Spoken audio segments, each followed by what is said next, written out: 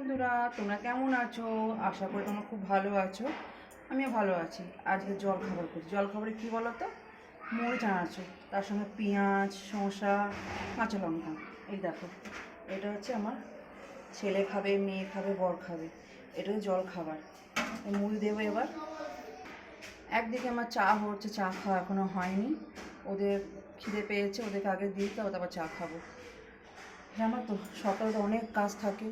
আর বৃহস্পতিবার পুজো করলাম, অনেক দেরি হয়ে গেছে।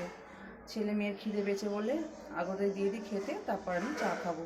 আমার চাটা এখনও ফুটছে, ফুটে ফুটে একদম কমে গেছে, বুঝেছো? তো আমার এই ভিডিওটা তোমাদের কেমন লাগলো বলো।